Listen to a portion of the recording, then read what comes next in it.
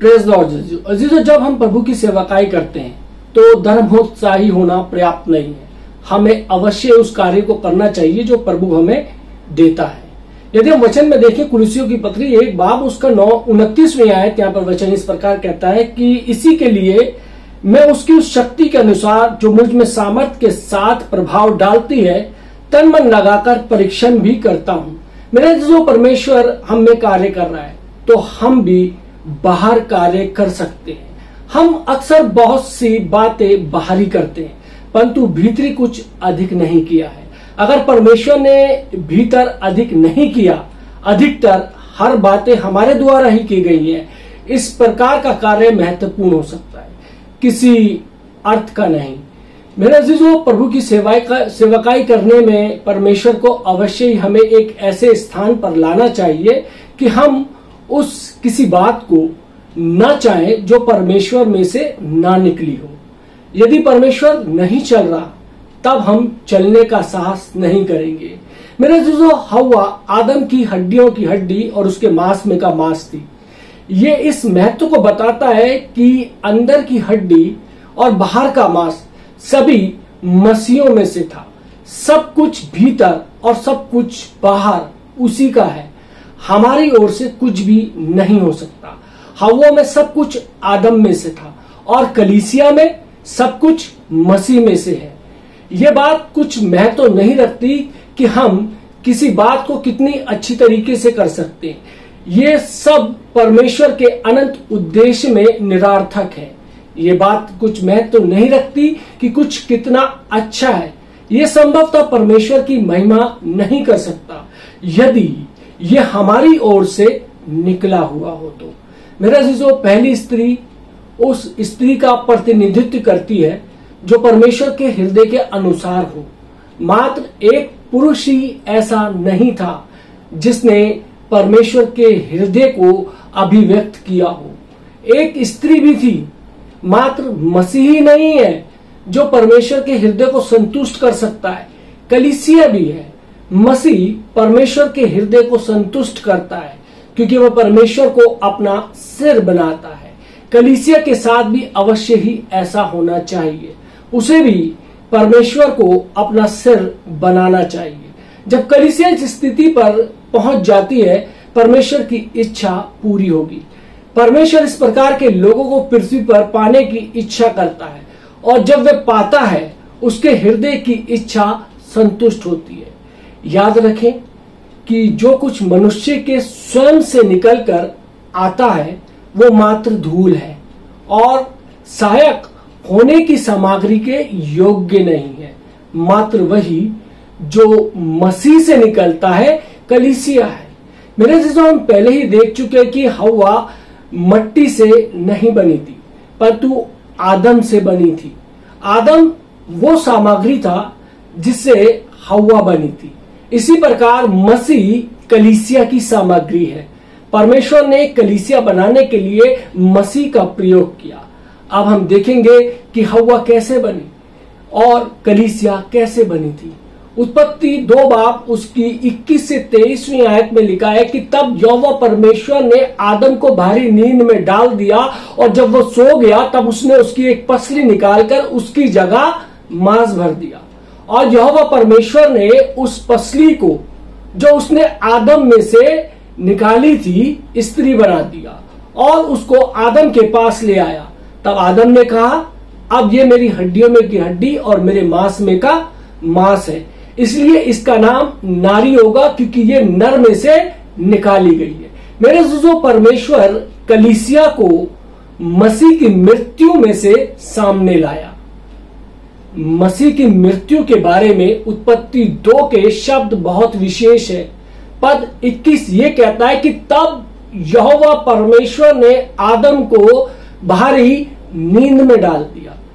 मेरे ये पद ये नहीं बताता कि परमेश्वर ने आदम को मृत्यु दी परंतु उसने उसे भारी नींद में डाल दिया। यदि मृत्यु का उल्लेख किया गया होता तो पाप सम्मिलित होता, क्योंकि आने वाले पद 17 कहता है कि मृत्यु और पाप का आपस में संबंध है।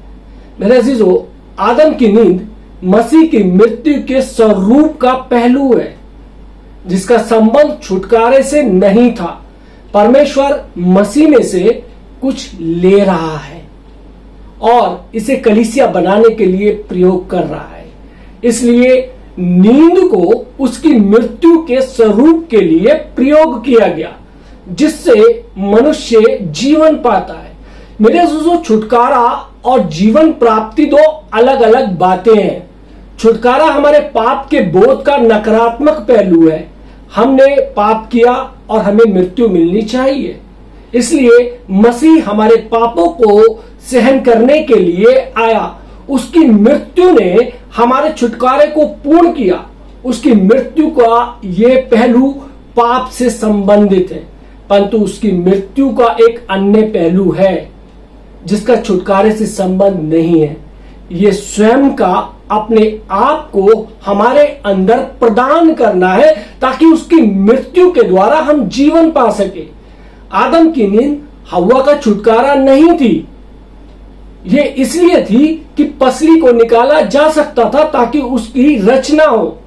अभी तक पाप दृश्य में प्रवेश नहीं हुआ था। इसका ब्यौरा उत्पत्ति 3 में है। मेरे अजीजों, हव्वा आदम में से होकर अस्तित्व में आई। हव्वा जीवन पाने के योग्य थी क्योंकि आदम सो गया था। इसी प्रकार मसीह की मृत्यु का पहलू कलीसिया को जीवन देने के लिए है। मेरे अजीजों, जब आदम गहरी नींद में सो गया, परमेश्वर ने एक पसली उसमें से निकाल ली और इस प्रकार जब मसीह की मृत्यु हुई, उसकी पसली में को भी कुछ ऐसा ही हुआ जैसा आदम के साथ हुआ। यूहन्ना 19 बाब उसकी 31 से 37वीं आयत में हम देख सकते हैं कि उसका पंजर छुटकारे के लिए नहीं भेदा गया, क्योंकि भेदना उसकी मृत्यु के बाद किया गया था। यानी कि जब प्रभु यीशु मसीह की मृत्यु हो गई थी तो उसका भेदना उसकी मृत्यु के बाद किया था। छुटकारे की समस्या पहले ही सुलझाई जा चुकी थी प्रभु यीशु मसीह ने अपने प्राण दे के। मेरे अजीजों, यहूदी परंपरा के अनुसार जिसे भी क्रूस पर चढ़ाया जाता था उसे सूर्य अस्त से पहले उतार लिया जाता था। यदि वे ना मरते थे तो सैनिक उनकी हड्डियों को तोड़ डालते थे ताकि वो जल्दी मर जाए। प्रभु यीशु के साथ 2 डाकू मरे नहीं थे, इसलिए उनकी हड्डियां तोड़ी गई थी। परंतु जब सिपाहियों ने प्रभु यीशु मसीह की ओर दृष्टि की और देखा कि वो पहले ही मर चुका था, उन्होंने उसकी हड्डियां नहीं तोड़ी। इसके बजाय उन्होंने उसका पंजर भाले से भेदा और लहू और पानी बहा। ये इस महत्व को बताता है कि जब पंजर भेदा गया, छुटकारे का कार्य पहले से ही पूरा हो चुका था। यह दर्शाता है कि मसीह के कार्य से मात्र हमें पापों से छुटकारे के लिए उसका लहू बहाना ही सम्मिलित नहीं है, परंतु पानी का बहना भी है हमारे लिए उसके जीवन को प्रदान किए जाने का प्रतिरूप है। मेरे अजीजों, ये पहलू पाप और छुटकारे से अलग है। लहू हमारे पापों से निपटने के लिए है, जबकि पानी हमारे लिए उसके जीवन को पाने का कारण बनता है। यही है जो उसका घायल पंजर हमें बताता है। मेरे अजीजों, हम सबको मसीह की मृत्यु के 2 पहलुओं में स्पष्ट अंतर करने की आवश्यकता है। एक छुटकारे के लिए, जबकि दूसरा छुटकारे के लिए नहीं है। उसकी मृत्यु का पहला पहलू इस बात को लेकर है जो उत्पत्ति 3 में मनुष्य के पतन के बाद घटित हुआ। क्योंकि मनुष्य का पतन हुआ, मसीह हमें छुड़ाने आया ताकि परमेश्वर के मन को रचने के मूल उद्देश्य में उसे वापस लाए। परंतु उसकी मृत्यु के दूसरे पहलू को पाप से कुछ भी लेना देना नहीं है। ये पूर्णतः उसके जीवन का बाहर निकलना है कि उसका जीवन हम में प्रदान किया जाए। मेरे अजीजों, मसीह की मृत्यु के इन 2 पहलुओं के कारण बाइबल इनके प्रतिरूपों के लिए 2 पृथक उद्देश्य प्रयोग करती है। लहू छुटकारे के लिए प्रयोग हुआ है, पानी गैर छुटकारे के पहलुओं के लिए प्रयोग हुआ है। परमेश्वर करे कि हमारी आंखें इस बात के महत्व को देखने के लिए खुले।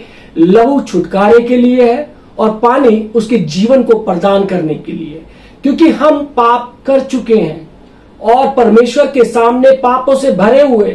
लहू उसके सामने सदा के लिए है, हमारे पापों को जताता हुआ, परंतु पानी स्वयं प्रभु का जीवन के प्रतिरूप है। यूहन्ना 19:34 कहता है कि उसमें से पानी बह निकला। और अध्याय 20 में प्रभु ने अपने चेलों को पंजर की ओर संकेत किया। यूहन्ना 20 एक ऐसा अध्याय नहीं है जो छुटकारे की बात करता हो। प्रभु ने कहा कि मैं अपने पिता और तुम्हारे पिता और अपने परमेश्वर और तुम्हारे परमेश्वर के पास ऊपर जाता हूं। ये पद 17 ये जीवन प्रदान करने की बात करता है। मेरे अजीजों, यही सब कुछ नहीं है। आइए उत्पत्ति 2 बाब और उसकी 22वीं आयत और 23वीं आयत फिर से पढ़े। वचन कहता है कि और यहोवा परमेश्वर ने उस पसली को जो उसने आदम में से निकाली थी स्त्री बना दिया और उसको आदम के पास ले आया। तब आदम ने कहा, अब ये मेरी हड्डियों में की हड्डी और मेरे मांस में का मांस है। मेरे अजीजों, पवित्र शास्त्र में एक स्थान पर हमें मांस और लहू कहकर बताया गया है, पहला कुरिन्थियों 15 बाब और उसकी 50वीं आयत में। परंतु जब पवित्र शास्त्र में मनुष्य के अभिप्राय को पुनरुत्थान में बताया जाता है, उनका वर्ण मांस और हड्डियों के रूप में है, वहां लहू का उल्लेख नहीं है। लूका 24 बाब उसकी 39वीं आयत हम देख सकते हैं। परमेश्वर ने आदम की पसली को हव्वा के बनाने के लिए प्रयोग किया था। उसने आदम के लहू को प्रयोग नहीं किया। संपूर्ण बाइबल में लहू शब्द 400 बार से अधिक प्रयोग हुआ है, परंतु उत्पत्ति 2 में लहू का कोई भी उल्लेख नहीं है, क्योंकि छुटकारे के मामले को लेकर कोई बात ही नहीं थी। जब भी लहू का उल्लेख होता है, छुटकारा शामिल होता है। लहू छुटकारे के लिए पुराने नियम में यह लिखा है कि किस प्रकार मनुष्य पाप के प्रायश्चित के लिए जानवरों के लहू का प्रयोग में लाता था। नए नियम में इब्रानियों 9:22 कहता है कि बिना लहू बहाए पापों की क्षमा नहीं है। मेरे अजीजों, भले ही ये पुराना नियम हो या नया नियम हो, हम देखते हैं कि लहू का संबंध छुटकारे से है, परंतु हव्वा की सृष्टि में लहू का उल्लेख नहीं हुआ था, क्योंकि वह पाप नहीं था। परमेश्वर ने वहां कोई पाप नहीं देखा। मेरे अजीजों, जब हम इफिसियों 5:25 पढ़ते हैं, हम इसी अर्थ को पाते हैं कि लिखा है कि हे पत्नियों, अपने अपने पति से प्रेम रखो, जैसा मसीह ने भी कलीसिया से प्रेम करके अपने आप को उसके लिए दे दिया। मेरे अजीजों, इस परिच्छेद में हम 3 बिंदुओं पर ध्यान देने की आवश्यकता है। पहला, मसीह ने अपने आप को हमारे लिए दे दिया क्योंकि हम कलीसिया हैं। रोमियो 5 जहां मसीह का पापियों के लिए मरने की बात की गई है, छुटकारे के अभिप्राय से ही है। इफिसियों 5 में भले ही पाप की समस्या से सामना नहीं करता, परंतु कलीसिया की उत्पत्ति से करता है। इफिसियों 5 का विवरण ये नहीं है कि मसीह हमारे लिए मरने आया क्योंकि हम पापी थे, परंतु उसने अपने आप को हमारे लिए दे दिया क्योंकि हम कलीसिया है। मेरे जो दूसरा, मसीह ने अपने आप को हमारे लिए दिया क्योंकि वो हमसे प्रेम करता है, ना कि इसलिए कि हम पाप कर चुके हैं। पहला कुरिन्थियों 15 बाब के अनुसार मसीह हमारे पापों के लिए मरा, परंतु इफिसियों 5 कहता है कि मसीह ने कलीसिया से प्रेम किया और अपने आप को इसके लिए दे दिया। उसने अपने आप को प्रेम के कारण दिया, ना कि हमारे पापों के लिए। पापों के कारण मरना एक बात है, परंतु प्रेम के लिए मरना सर्वथा भिन्न है, अलग है।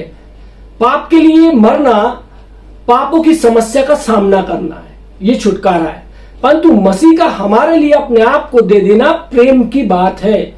इफिसियों 5 में पाप का वर्ण नहीं है। मसीह की मृत्यु का ये पहलू प्रेम से संबंधित है और इसका पाप से कोई भी लेना देना नहीं है।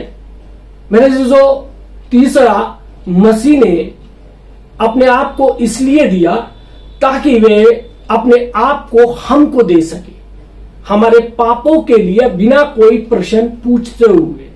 इस पद का अनुवाद इस प्रकार से किया जा सकता है कि मसीह ने भी कलीसिया को प्रेम किया और कलीसिया के लिए अपने आप को दे दिया।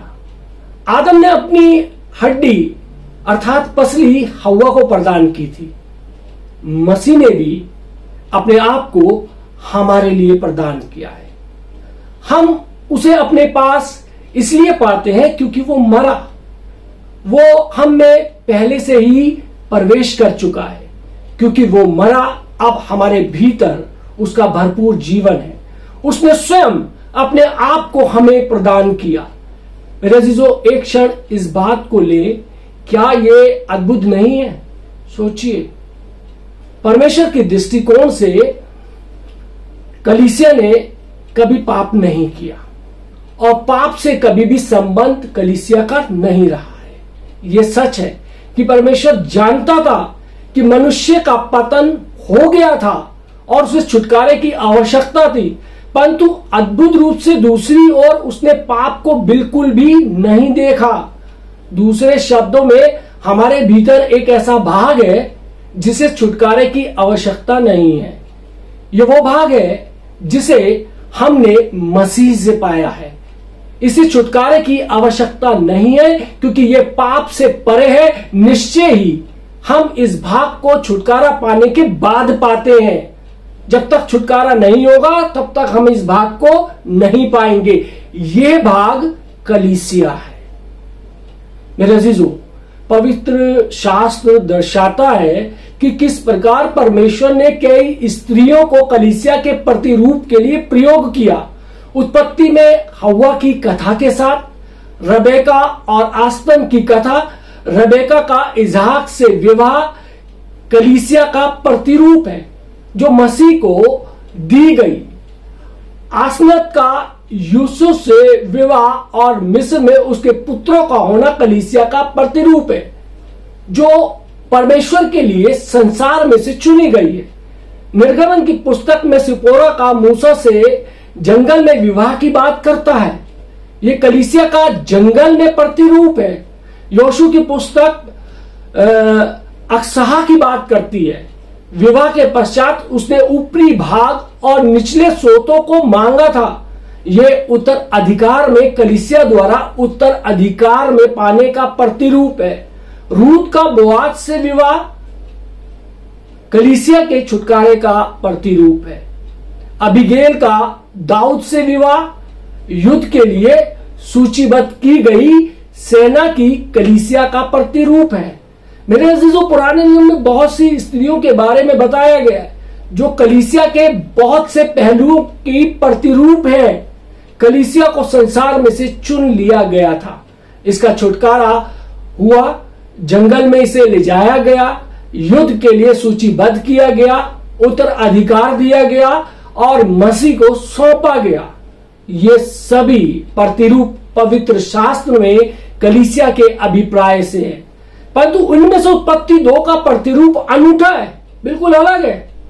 इस प्रतिरूप के समान कोई दूसरा नहीं है क्योंकि हव्वा कलीसिया का खाका उसी प्रकार खींचती है जैसे यह परमेश्वर के मन में था और उसकी अनंत योजना में इसका जैसे स्थान था। अन्य सभी प्रतिरूप मनुष्य के पतन के बाद घटित हुए, मात्र हव्वा का प्रतिरूप पतन से पहले का है। अन्य सभी प्रतिरूपों में नैतिक जिम्मेदारियों की बात शामिल होती है। यह मात्र इस बात से स्वतंत्र है, जिस हव्वा को परमेश्वर ने बनाया था वह आदम से निकली थी, ना कि एक छुटकारा पाए हुए पापी के भी अंदर से। उसे पाप घटित होने से पहले बनाया गया था। इसी प्रकार कलीसिया मसीह से आती है। ये पापियों का अनुग्रह पाना और बचाए जाने की बात नहीं है। हव्वा आदम में से निकली और पूर्ण रूप से आदम की थी। इसी प्रकार कलीसिया मसीह में से निकली है और पूर्ण रूप से मसीह की है। मेरे दोस्तों, हम मान सकते हैं कि कलीसिया उन बहुत से लोगों से बनी है, उस समूह से बनी है जो बचाए जा चुके हैं। रूत के समान।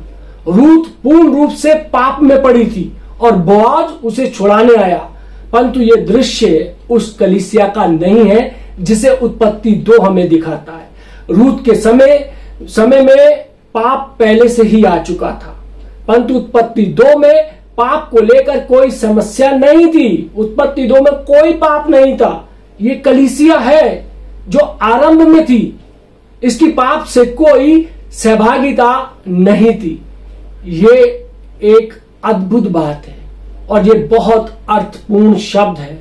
परमेश्वर के पूर्ण विचार में कलीसिया में पाप का इतिहास नहीं है। परमेश्वर चाहता है कि आज मेरे अजीजों, मैं और आप अपने आप को, जो हम कलीसिया कहते हैं, एक समूह के अंदर, क्या हमारे भीतर से वही बाहर निकल रहा है जो मसीह में से है? यदि हमारे भीतर हमारी स्वयं की अपनी लालसाएं, स्वयं की अपनी अपेक्षाएं बाहर निकल रही हैं, तो यह कलीसिया नहीं है। कलीसिया वो है जो मसीह में से निकलती है, मसीह की योजना और मसीह के उद्देश्यों को पूर्ण करती है। परमेश्वर आप सबको आशीष दे। मैं इस वचन को अगले रविवार भी सुनाना जारी रखूंगा ताकि आप लोग अच्छे से समझ सके कि कलीसिया क्या है। परमेश्वर आप सबको आशीष दे। आमीन। आइए हम दुआ मांगे। महान सामर्थ्य पिता परमेश्वर, धन्यवाद देते हैं परमेश्वर प्रभु यीशु मसीह, जिस आज इस वचन में हमने सीखा कि कलीसिया किस तरीके से बनाई गई है, किस तरीके से सृजी गई है। परमेश्वर, हम परमेश्वर धन्यवाद देते हैं आज के सुंदर वचन के लिए। परमेश्वर, आपके उस प्रेम के लिए परमेश्वर जो आप संपूर्ण मानव जाति से करते हैं। परमेश्वर, आपने परमेश्वर हमारे को परमेश्वर अपनी पवित्र आत्मा की सामर्थ से भरा। परमेश्वर प्रभु जी, आपसे विनती करते हैं कि हमारे अंदर की तमाम बुरी बातों को, तमाम गंदगियों को बाहर निकालें परमेश्वर, ताकि परमेश्वर हमारे भीतर से वही बाहर आ सके जो मसीह में से बाहर आता है, ताकि हम एक अच्छी और मजबूत कलीसिया बन सके। प्रभु जी, सुनने वाले तमाम लोगों पे परमेश्वर प्रभु जी, ये वचन उनके लिए लाभकारी हो। परमेश्वर, जिन्होंने वचन सुना है उन पर, उनके परिवार के तमाम लोगों पर प्रभु जी आपकी आशीष हो। ये वचन ज्यादा से ज्यादा खुदा कलीसिया के लोगों तक पहुंचे, ताकि वो जाने कि कलीसिया क्या है, कलीसिया कैसे कार्य करती है, कलीसिया का उद्देश्य क्या है। प्रभु जी, हाँ परमेश्वर, इस वचन के तमाम सुनने वालों पे आपकी करुणा, आपकी आशीष हो। यीशु मसीह के नाम से मांगते हैं, आमीन।